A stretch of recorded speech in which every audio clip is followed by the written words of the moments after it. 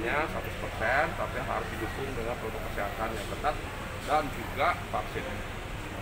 Pak, siapa lagi tadi? Pak. ACT Pak. Jadi terkait ACT, perlu kami sampaikan, ACT itu tidak ber-MOU dengan Pemprov. ACT itu kerjasamanya dengan Basnas gitu ya. Silakan saja ya. Itu masalah di internal ACT ya, silakan. Tidak ada hubungannya dengan Pemprov. Tentu yang namanya Pemprov, kalau kerjasama dengan semua pihak ketiga, kita membangun sinergi dan kolaborasi dan terus melakukan monitoring, evaluasi, pengawasan ya. Jadi silakan masalah ACT, masalah yang terpisah itu di internal ACT dan tidak terkait dengan Pemprov ya. Bagi kami mendorong semua pihak swasta, pihak ketiga untuk terus berkontribusi bekerjasama membangun kota Jakarta yang lebih baik, yang maju kotanya, yang bahagia. Sekali lagi ACT nggak ada hubungan dengan kerjasama yang selama ini ACT itu dengan Basnas setahu saya. Silakan nanti dicek kembali ya. Artinya Pak, pembagian kurban tahun ini nggak bekerjasama dengan ya, ACT? Kurban juga bukan dengan Pemprov. Ya, itu kolaborasinya dengan yang lainnya. Ya. Bukan kemarin Bapak sempat bilang akan evaluasi Pak. Izin pengumpulan ACT itu dicabut sama Kemensos Pak. Kenapa? Izin pengumpulan uang ACT dicabut sama Kemensos. Iya, apalagi sudah seperti itu. Itu kan wilayahnya bukan wilayah di Pemprov ya. Jadi ACT wilayahnya bukan di Pemprov ya.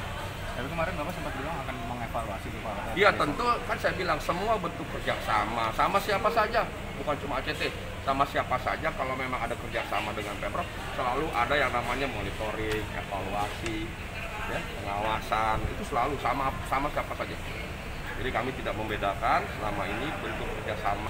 Tapi kemarin Bapak sempat bilang akan mengevaluasi Pak. Iya, tentu kan saya bilang semua bentuk kerjasama sama siapa saja, bukan cuma ACT. Sama siapa saja kalau memang ada kerjasama dengan Pemprov, selalu ada yang namanya monitoring, evaluasi, ya, pengawasan, itu selalu sama siapa saja. Jadi kami tidak membedakan selama ini bentuk kerjasama dengan pihak, selalu kami mendukung, mengajak semua pihak untuk sama-sama membangun kota Jakarta sesuai dengan bidangnya masing-masing. Namun tentu selalu ada evaluasi monitoring ya. Tapi Pak, evaluasi sudah ada belum Pak? Penolakan nama jalan kembali terjadi Pak. Kali ini warga Cikini yang menolak. Iya, tentu kami memahami, mengerti beberapa warga yang menolak ada perubahan karena mungkin dirasa jadi repot, harus mengganti, ada biaya. Sekali lagi kami sampaikan, adanya jalan ini pertama penggantian penamaan baru jalan ini dimaksudkan untuk menghormati para tokoh-tokoh Betawi kita di kota Jakarta dan juga tokoh-tokoh nasional, pahlawan dan sebagainya. Kemudian juga kita meneladani dan mudah-mudahan mampu menginspirasi kita semua khusus generasi muda.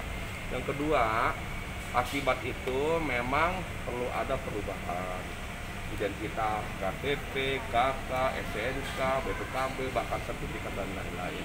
Namun demikian semua perubahan itu mengikuti periodisasinya saja. Umpamanya SNK baru habis nanti 5 tahun kemudian, ya tidak perlu diganti sekarang. Umpamanya sertifikat, dia tidak perlu diganti sekarang. Bagi DPR tidak ada masalah, tetap memahami bahwa tanah itu sekalipun namanya berubah, yang lama namanya yang lama. Nanti kalau terjadi jual beli baru dilakukan perubahan. Jadi tidak membebani.